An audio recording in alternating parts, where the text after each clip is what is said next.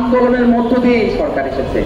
ফলে আন্দোলনকে প্রশ্নবিদ্ধ করা মানে তার গতি থেকে নিজে থেকে অপসারণ হয়ে গতি ছেড়ে বলা উচিত আন্দোলন নিয়ে কথা।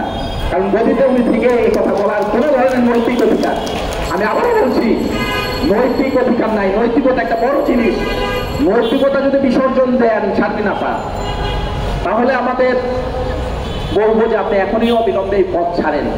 আওয়ামী লীগ ফ্যাসিবাদের বিরুদ্ধে আমরা লড়াই করেছি, অথচ যারা আন্দোলন করছে সেই আন্দোলনকে আমরা যখন সংহতি জানাচ্ছি, সেই আন্দোলনকারীদেরকে কেন আওয়ামী লীগ ত্যাগ দেওয়া হবে? এটা দেওয়ার অধিকার অন্তর্বর্তীকালীন সরকারের কারো নাই। আমরা যদি এখানে রাজনৈতিক দলগুলো সমর্থন না দিতাম,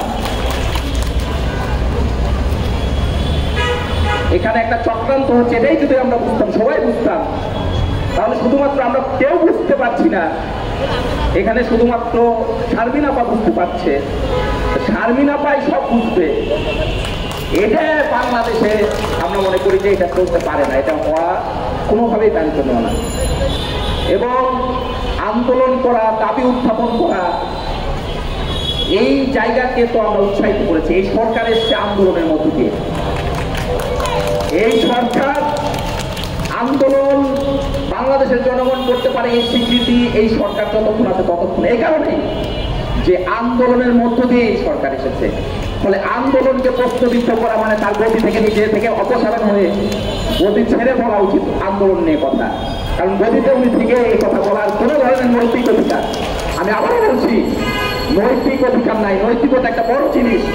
নৈতিকতা যদি বিসর্জন দেন শান্তি না পান, তাহলে আমাদের বলবো যে আপনি এখনই অবিলম্বে এই পথ ছাড়েন। আর যদি নৈতিকতা বিসর্জন না দেন, আপনি ন্যূনতম আপনার নৈতিকতা থাকে, ন্যূনতম ভাবে আপনি এই গণ অভ্যুত্থানের ন্যূনতম চেতনাকে ধারণ করেন, তাহলে আন্দোলনকে এভাবে প্রশ্নবিদ্ধ করবেন না। আন্দোলন করাকে ব্ল্যাকমেল করা, এই ভাষাটাও আমরা আবারও বলতে চাই, এই ভাষাটা হচ্ছে স্বৈরাচারের ভাষা। এই একই ভাষা ব্যবহার করতো শেখ হাসিনা সরকারের সময়, যে কোনো আন্দোলনকে স্বৈরাচারী করার কথা বলতো। আর একটা কথা আমি বলি, অভ্যুত্থানকে যারা সত্যিকার অর্থে ধারণ করে তারাই এই সরকারের সবচেয়ে বেশি সমালোচনা করা উচিত। কারণ সমালোচনা না করলে এই সরকার যে কর্মকাণ্ড করবে তার দায়িত্ব আমাদের উপরে এসে পড়বে। এই জন্য আমরা মনে করি যে সরকারের সমালোচনা করার জন্য আন্দোলন করা দরকার। এই কারণেই এই অভ্যুত্থানের যে চেতনা সেটাকে ঠিক রাখার জন্যই এই কাজ করা দরকার, এবং এটা আমরা করে যাব। এটা করার মতো যে সরকারকে প্রশ্নবিদ্ধ করা হয় না, এটা করার মতো যে সরকার বিরোধীও কোনো ব্যাপার এখানে হয়নি। সরকারের সমালোচনা না করলে কি হয় সেটা শেখ হাসিনা থেকে শিক্ষা নেন। শেখ হাসিনার কেউ সমালোচনা করতে পারতো না, শেখ হাসিনার বিরুদ্ধে কেউ কথা বলতে পারতো না। তার অনিবার্য পরিণতি হয়েছিল, শেখ হাসিনা এই দেশ থেকে পালাতে বাধ্য হয়েছিল। ফলে সমালোচনাকে, আন্দোলনকে অন্যভাবে দেখবেন না, চক্রান্ত হিসাবে দেখবেন না। বাংলাদেশে আমরা এই পরিবেশই চেয়েছি যে বাংলাদেশের জনগণ যেন তার মনের কথা বলতে পারে, তার অধিকারের কথা বলতে পারে। সমস্ত মানুষ যে যেখানে আছে এই পরিবেশ বাংলাদেশে তৈরি হোক, এটা আমরা চাই। এটাই অভ্যুত্থানের চেতনা। ফলে জুলাই অভ্যুত্থান 1 বছর ফিরে আবার জুলাই মাস এসছে। এই জুলাই অভ্যুত্থানে আমরা যে স্লোগান দিয়েছিলাম সেই স্লোগানের দিকে তাকান। দেয়ালে যে কথাগুলো সেদিন ছেলেরা লিখেছিল, সেই দেয়ালের লেখাগুলো শারমিন আপা আবার করেন। ভুলে গেছেন, ক্ষমতায় গেলে মানুষ ভুলে যায়। আপনিও ক্ষমতায় গিয়ে এই ভাষাগুলো ভুলে গিয়েছেন, দেয়ালের লিখনগুলো পড়েন।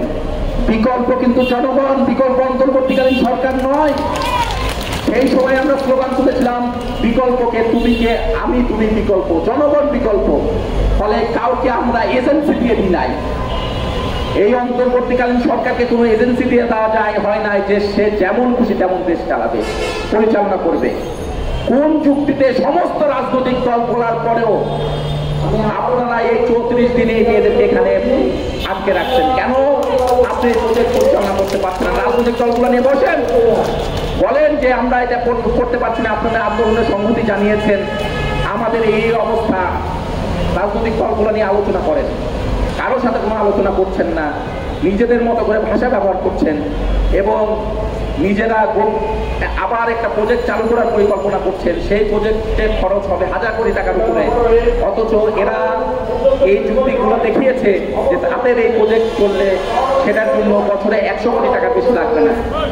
তাহলে এই টাকা জনগণের টাকা, রাষ্ট্রের টাকা, সেই টাকা এইভাবে বাড়তি খরচ করবেন কেন, তার জবাবদিহিতা আপনাদেরকে দিতে হবে।